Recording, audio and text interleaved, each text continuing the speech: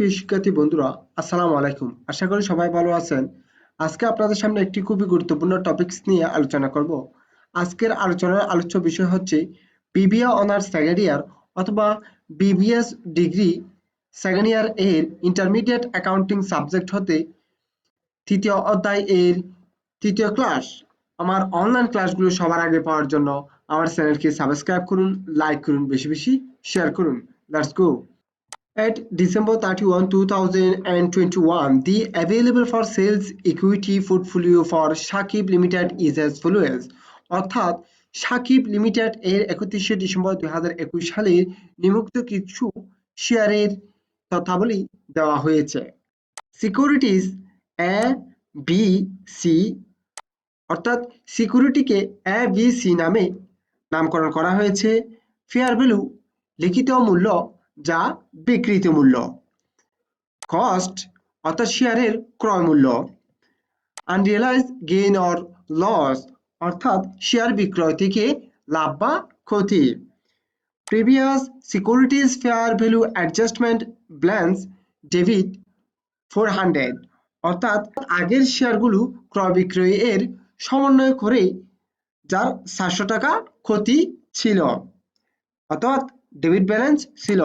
Securities fair value adjustment credit 1100 অর্থাৎ শেয়ারগুলোকে ক্রয় বিক্রয়ের মাধ্যমে 1100 টাকা ক্রেডিট ব্যালেন্স ছিল অর্থাৎ আয় ছিল।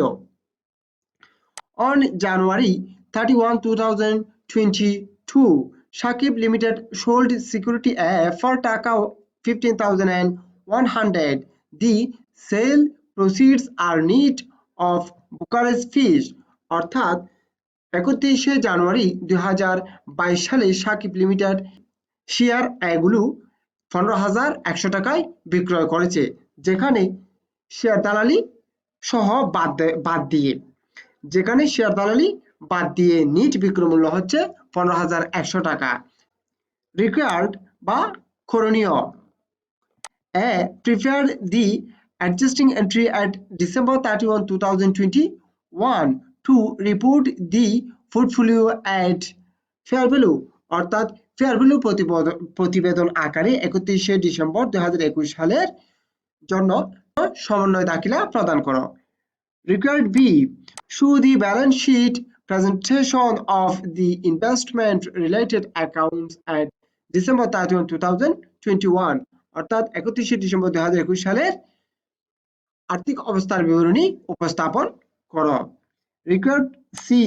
Prepare the journal entry for the 2022 sale of security A 2022 সালের সিকিউরিটি A বিক্রয় করা হয়েছে তার জন্য জাবেদা দাখিলা দাও। অর্থাৎ আমাকে কিছু তথ্যাবলী প্রদান করা হয়েছে, যেখানে দুটি বছরের তথ্য দেওয়া আছে। একটি হচ্ছে 31শে ডিসেম্বর 2021 সালের জন্য এতটুকু পর্যন্ত এবং জানুয়ারি 31, 2022 সাল থেকে এতটুকু পর্যন্ত, অর্থাৎ এখানে 2 বছরের তথ্য আমাদেরকে দেওয়া হয়েছে।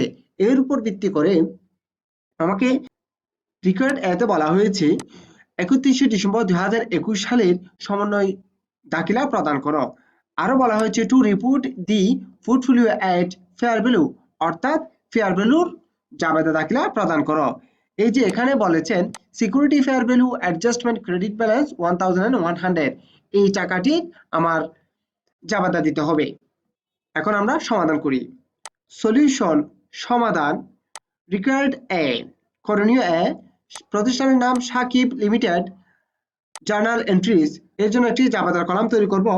ডেট, পার্টিকুলার্স, রেফার্স, ডেবিট টাকা, ক্রেডিট টাকা। এটি লেখার পরে আমরা তারিখের কলামে লিখব 2021 ডিসেম্বর 31। এই তারিখটি লেখার পরে আমাকে জাবেদা দিতে বলা হয়েছে 31শে ডিসেম্বর 2021 সালের লাভের জাবেদা। অর্থাৎ security fair value adjustment credit balance মানে হচ্ছে আমার শেয়ার বিক্রয় করে লাভ হয়েছে। লাভের জাবেদা দিতে হলে আমাদেরকে দিতে হবে unrealized holding gain or loss অর্থাৎ শেয়ার বিক্রয় থেকে লাভ বা ক্ষতি, যেটা 1100 টাকাকে ডেবিট করেছি। যদি unrealized holding gain or loss debit করা হয় তাহলে বুঝে নিতে হবে আয় হয়েছে 1100 টাকা। ক্রেডিট করতে হবে securities fair value adjustment credit 1100 টাকা, যেটা আমাদের প্রদত্ত প্রশ্ন বলা হয়েছে securities fair value adjustment credit balance 1100 টাকা, যেটা আমরা এখানে লিখেছি সিকিউরিটিজ ফেয়ার ভ্যালু অ্যাডজাস্টমেন্টকে ক্রেডিট করে 1100 টাকা, তার বিপরীতে আনরিয়ালাইজ হোল্ডিং গেইন অর লসকে ডেবিট করেছি। আমার করণীয় এ শেষ। করণীয় বি, করণীয় বিতে বলা হয়েছে show the balance sheet presentation of the investment related accounts at December 31, 2021 অর্থাৎ 2021 সালে 31শে ডিসেম্বর তারিখের সম্পৃক্ত তথ্যাবলী নিয়ে একটি আর্থিক অবস্থার বিবরণী উপস্থাপন করো। অর্থাৎ এই যে তথ্যাবলী 31শে ডিসেম্বর 2021 সালে দেওয়া হয়েছে, এগুলো নিয়ে আমরা একটি আর্থিক অবস্থার বিবরণী দেব। রিকোয়ার্ড বি, প্রথমে লিখতে হবে প্রতিষ্ঠানের নাম Shakib limited, balance sheet as at 31 December 2021। শিরোনামটি লেখার পরে আমরা একটি আর্থিক অবস্থা বিবরণীর জন্য কলাম তৈরি করব। অ্যাকাউন্ট টাইটেলস টাকা। আমরা জানি আর্থিক অবস্থার বিবরণীতে আসে সকল প্রকার সম্পদ এবং সকল প্রকার দায় এবং মালিকানা সত্ত্ব। তার জন্য লিখেছি কারেন্ট অ্যাসেটস, চলতি সম্পদ। চলতি সম্পদ লিখতেছি, চলতি সম্পদ বলতে আমার যে শেয়ারগুলো ছিল ওই শেয়ারগুলো বিক্রয় করে আমার যে টাকাটি রয়েছে ব্যাংকে অথবা হাতে, সবগুলো হচ্ছে আমার চলতি সম্পদ। আজকের ফেয়ার ভ্যালু অর্থাৎ এ বি সি এই শেয়ারগুলো বিক্রয় করে আমার টোটাল আছে কি ৫৪,৫০০ টাকা, এটি হচ্ছে আমার সম্পদ। সেজন্য আমাকে লিখতে হবে কারেন্ট অ্যাসেটস, এখানে অ্যাভেলেবল ফর সেল সিকিউরিটিজ ৫৪,৫০০ টাকা, যেটা আমি বন্ধ করে দিয়েছি কারণ এখানে আর কোনো সম্পদ দেয়া নেই। সেজন্য আমার সম্পদের পাঁচটা শেষ হয়ে গেছে। এবার হচ্ছে দায় এবং মালিকানা সত্ত্ব আসবে। আজকের প্রশ্নে দেখা যাচ্ছে কোনো প্রকার অস্থায়ী বা চলতি দায় নেই, সেজন্য এখানে আমরা দায়ের কোনো কিছু লিখিনি। এবার হচ্ছে মালিকানা সত্ত্ব। আজকের প্রশ্নে মালিকানা সত্ত্বের কোনো ক্যাপিটাল নেই, রিটেন আর্নিংস নেই, অর্থাৎ কোনো আইটেম নেই। শুধুমাত্র আছে কি আমার একটি নিট আয় আছে। নিট আয়টি আমাদের সাথে মালিকানা সত্ত্বে যোগ হয়, যেমন capital plus additional capital minus net loss plus net income equal to owners equity. সেজন্য আজকে আমাদের একটি আছে কি নিট আয় ১,৫০০ টাকা। যেমন দেখুন সিকিউরিটি এ আছে ১৫,০০০ টাকা, যার ক্রয় মূল্য হচ্ছে ১৭,৫০০ টাকা। ১৫,০০০ টাকা থেকে ১৭,৫০০ টাকা বিয়োগ করলে আমার ২,৫০০ টাকা ক্ষতি হয়েছে সিকিউরিটি এ বিক্রয় করে। সিকিউরিটি বি ১৪,০০০ টাকায় বিক্রয় করেছি ১২,৫০০ টাকার সিকিউরিটি, যার মধ্যে ১,৫০০ টাকা লাভ হয়েছে। সিকিউরিটি সি তে ২৫,৫০০ টাকায় বিক্রয় করেছি ২৩,০০০ টাকার শেয়ার, যেখানে আমার ২,৫০০ টাকা লাভ হয়েছে। অর্থাৎ প্লাস মাইনাস ২,৫০০ টাকা থেকে ২,৫০০ টাকা চলে গেলে আর থাকে ১,৫০০ টাকা আমার নিট আয়। এই নিট আয়টি আমার আর্থিক অবস্থার বিবরণীতে যাবে। দেখুন স্টক হোল্ডার্স ইকুইটি মালিকানা সত্ত্ব বিবরণী, কমন স্টক সাধারণ শেয়ার এর সাথে যোগ হবে additional paid of capital share, অতিরিক্ত শেয়ার অধিহার, রিটেন আর্নিংস প্রকৃত আয় বিবরণী, এর সাথে যোগ হয়ে অ্যাড নিট ইনকাম হয়ে টোটাল এখানে বসত।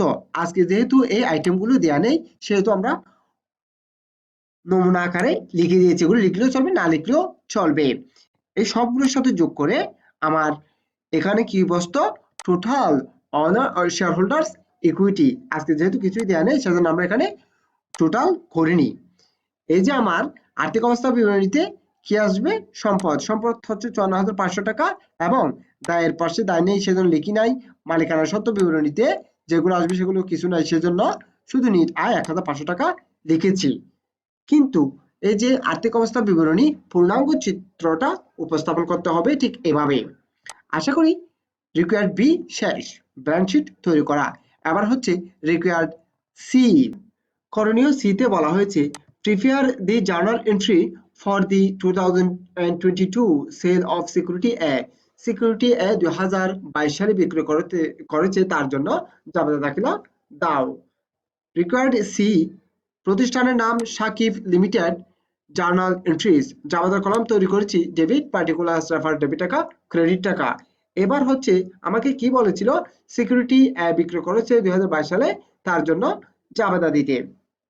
এখানে বলা হয়েছে on January 31, 2022, Shakib Limited sold security app for টাকা 15,100. This sale proceeds are net of brokerage fees, অর্থাৎ দালালির খরচ বাদ দিয়ে সিকিউরিটি অ্যাপ বিক্রয় করা হয়েছে নিট 15,100 টাকা। তার জন্য জাবেদা দিতে হবে। আমার সিকিউরিটি ছিল 17,500 টাকা, অর্থাৎ 17,500 টাকার শেয়ার আমি 15,100 টাকায় বিক্রয় করেছি। তার মানে হচ্ছে আমার ক্ষতি হয়েছে। এখন আমরা জাবেদা দিব। তারিখটা লিখব 2022 সাল। আমার শেয়ার বিক্রয়ের কারণে নগদ টাকা এসেছে, তাই ক্যাশ ডেবিট করেছি। কত টাকা নগদ এসেছে? যেগুলো বিক্রয় করেছি সবগুলো 15,100 টাকা। আমার শেয়ার চলে গেছে ট্রেডিং সিকিউরিটিজ বাণিজ্যিক ঋণপত্র কত টাকার? 17,500 টাকার। তাহলে 17,500 টাকা থেকে যদি 15,100 টাকা বিয়োগ করা হয়, আমার লস হয়েছে। Loss on sale security, share বিক্রয়জনিত ক্ষতি হয়েছে 2,400 টাকা। দেখুন 15,100 টাকা যদি বিক্রয় মূল্য হয়, 17,500 টাকা যদি ক্রয় মূল্য হয়, বিয়োগ করলে আমার 2,400 টাকা হবে ক্ষতি। আশা করি প্রদত্ত তিনটি সমস্যায় আপনারা ভালোভাবে বুঝতে পেরেছেন। যদি ভালোভাবে বুঝে থাকেন, আমার অনলাইন ক্লাসগুলো সবার আগে পাওয়ার জন্য আমার চ্যানেলকে সাবস্ক্রাইব করুন, লাইক করুন, বেশি বেশি শেয়ার করুন। আর যদি বেশি কিছু জানার থাকে আমার কমেন্ট বক্সে লিখে পাঠিয়ে দিন, আমি আপনাদেরকে সমস্যার সমাধান করে দেবো। সুস্থ থাকুন। আসসালামু আলাইকুম।